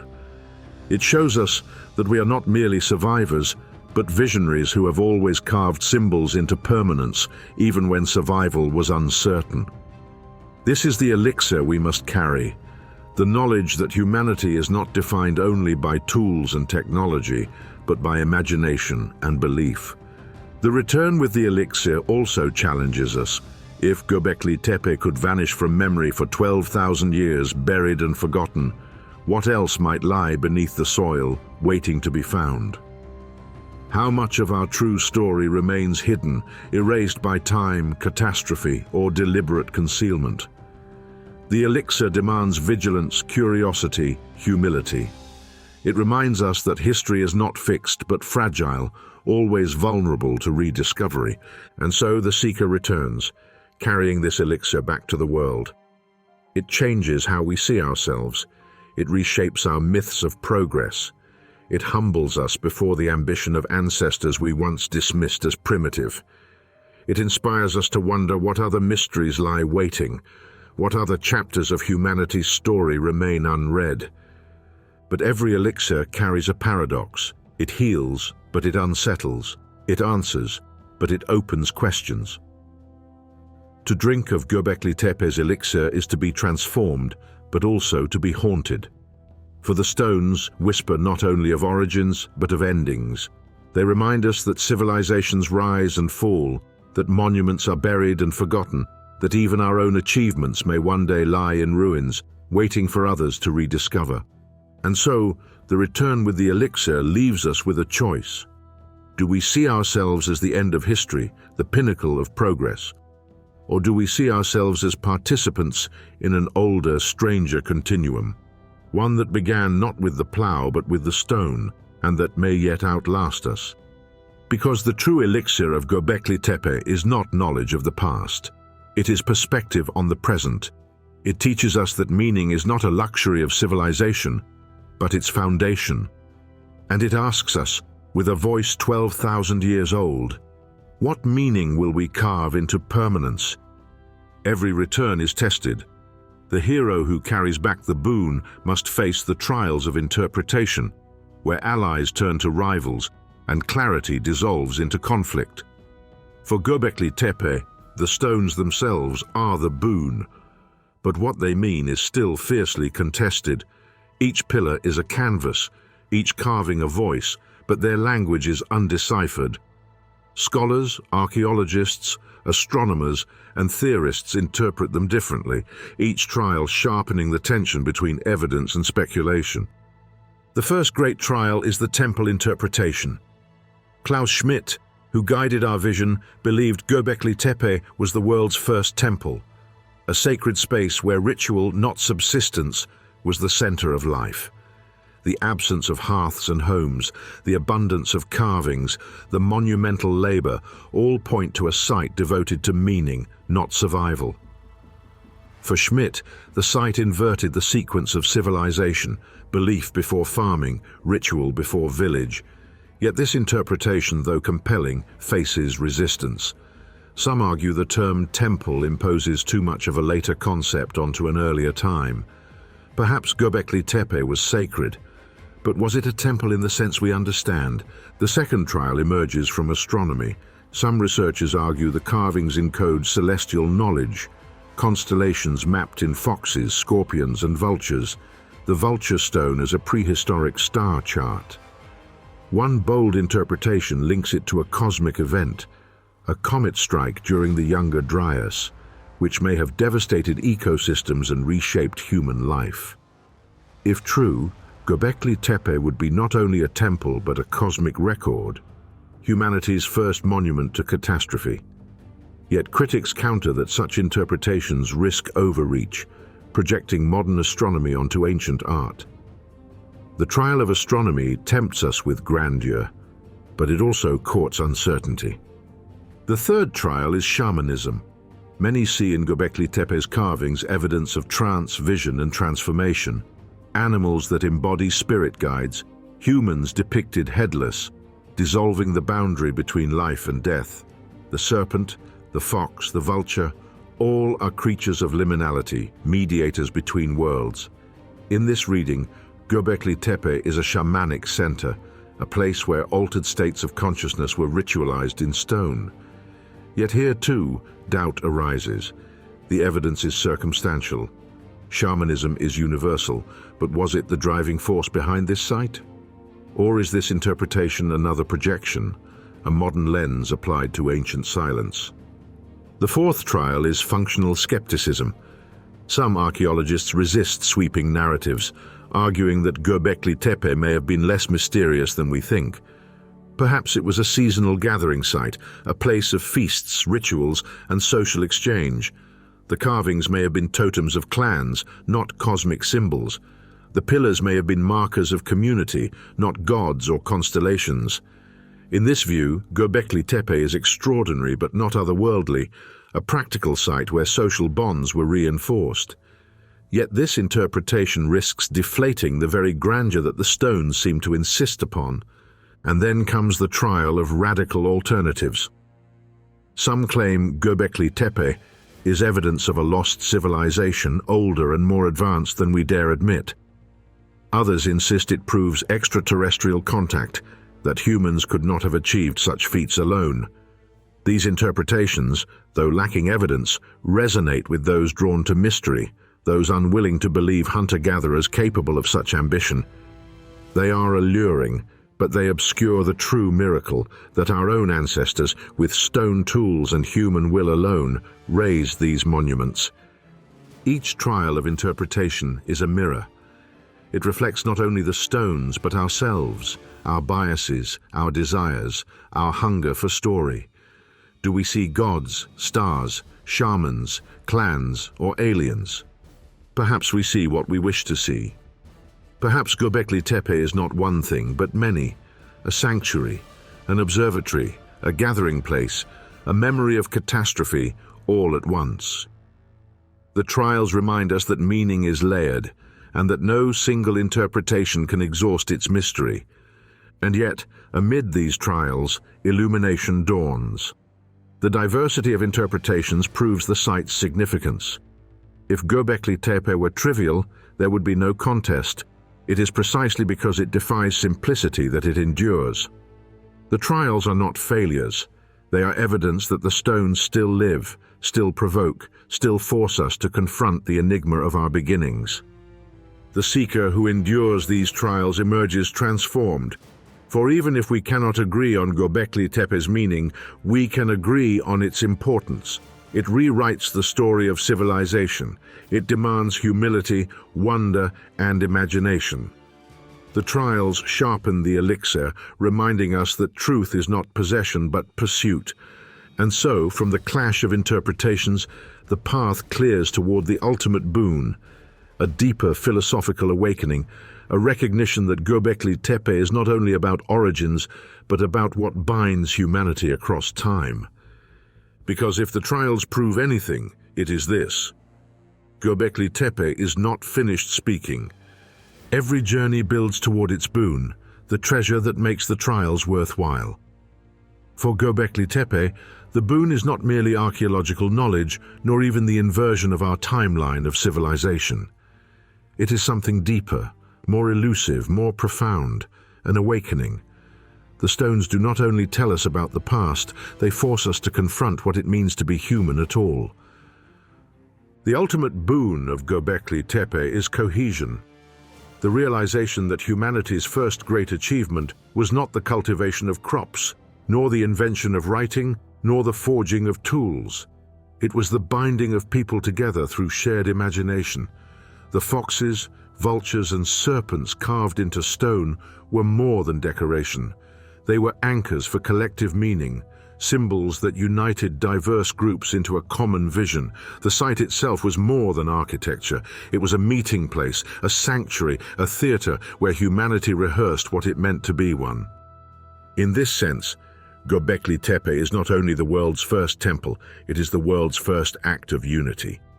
Hundreds, perhaps thousands, of hunter-gatherers gathered on that ridge, not to survive, but to create something larger than themselves. They built circles that endured beyond their lifetimes, monuments that testified to their ambition, their imagination, their shared identity. The ultimate boon is the recognition that meaning, not necessity, is what binds us. This awakening ripples outward. It reframes the entire arc of civilization. From Göbekli Tepe flow the pyramids, the ziggurats, the cathedrals, the skyscrapers. All are variations of the same impulse: to gather, to build, to carve permanence into time. We see in Göbekli Tepe the seed of everything that followed: religion, myth, art, politics, even science. The ultimate boon is to realize that our story did not begin with survival, but with imagination, and that imagination remains the foundation of all we build. It also forces us to confront our place in the cosmos. If the carvings on the vulture stone record a comet strike, then Göbekli Tepe is not only a temple, but also a cosmic monument, humanity's first attempt to grapple with forces beyond our control. Even if the carvings do not encode astronomy, the very possibility that they might reveals a truth. Humans have always looked upward, always sought to weave the heavens into our stories. Göbekli Tepe, then, is not just a sanctuary of Earth. It is a bridge to the stars. The awakening is also existential. Göbekli Tepe reminds us that civilizations rise and fall, that knowledge can be buried and forgotten for millennia, that what seems permanent is fragile. The builders themselves entombed their enclosures, burying their own work beneath rubble. Why? We do not know. But the act forces us to recognize that even our greatest monuments may one day lie silent, waiting to be rediscovered. The boon is humility, the awareness that we too will pass, that our skyscrapers and satellites may one day be as enigmatic as Göbekli Tepe is to us. Yet the boon is not despair. It is wonder. To know that 12,000 years ago human beings carved meaning into stone is to feel continuity across time. They are not strangers. They are us, older, stranger, but driven by the same hunger for story, for unity, for permanence. Their hands, their eyes, their imagination are reflected in our own. The ultimate boon is connection. The realization that we are part of an unbroken chain of meaning makers, stretching from the limestone pillars of Anatolia to the glass towers of our cities. The awakening challenges us. If Göbekli Tepe was humanity's first great act of unity, then what is ours? If they gathered to carve stone, what will we gather to carve? If they raised pillars to symbolize their myths, what monuments will we raise to symbolize ours? The boon is not only knowledge of origins, it is a call to action, to recognize that meaning is the true foundation of civilization, and to ask what meaning we will carve into permanence. And so, the journey reaches its climax. The seeker, transformed by ordeal, trials, and resurrection, stands before the boon. It is not a single answer, but a revelation, that we are not defined by what we eat, what we wield or what we conquer. We are defined by what we imagine, by what we build together, by what we carve into stone. But even the boon is not the end. Every awakening demands a new equilibrium, a return to the world transformed. For the greatest question remains, what does Göbekli Tepe mean for us today? How does its mystery reshape our story of who we are and who we may yet become? Because if Göbekli Tepe is the ultimate boon, then the final step is clear: to carry it forward, to live with the knowledge that we are bound not only by survival, but by imagination. Every journey must end where it began, but never as the same person.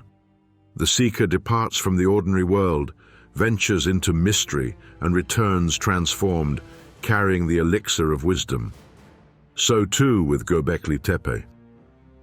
We began with the comfort of a familiar story, that humanity rose from hunger to farming, from farming to settlement, from settlement to temples.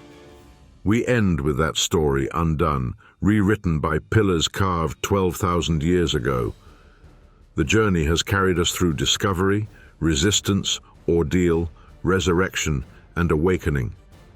Now it brings us to mastery, not mastery over Göbekli Tepe, for it remains an enigma, but mastery of ourselves, as beings capable of both forgetting and remembering, both burying and unearthing, both surviving and imagining. The mastery of two worlds is this: we stand between the prehistoric and the modern, between the silence of hunter-gatherers and the noise of our cities, between stone circles half buried in Anatolian soil and satellites orbiting the Earth. And in this balance, we realize the continuity of meaning. What they did then, gathering, carving, building, myth-making, we do still. Our monuments are taller, our tools sharper, our reach broader, but the impulse is unchanged. We are meaning makers. That is our inheritance, our burden, and our glory. Göbekli Tepe teaches us that civilization is not only about survival, it is about transcendence. Its builders lived in a world of predators, famine, and shifting climates, yet they chose to invest in permanence. They chose to carve foxes and vultures, to raise pillars heavier than themselves, to gather under symbols that outlived them. They did not wait for security to create meaning. They created meaning first, and from it, security followed. This is mastery of two worlds, the acceptance that survival matters, but that imagination is what gives survival a reason. The eternal enigma of Göbekli Tepe is that it resists closure. Every interpretation, temple, observatory, shamanic sanctuary, gathering place, reveals something but conceals more. The deliberate burial of the site only deepens the mystery. Why entomb such grandeur? Why silence the very symbols they had labored to raise? Perhaps they sought to preserve it for eternity. Perhaps they sought to conceal knowledge too dangerous to endure. Or perhaps they themselves moved on, leaving their sanctuaries behind as relics of an age whose meaning had passed. Whatever the reason, the burial ensured that we would one day rediscover it, as if the stones were waiting for us to ask again who we are.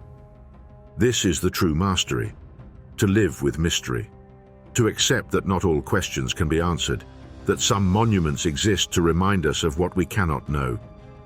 Göbekli Tepe is not a puzzle to be solved, but a mirror to be faced. It reflects our hunger for certainty and humbles us with ambiguity.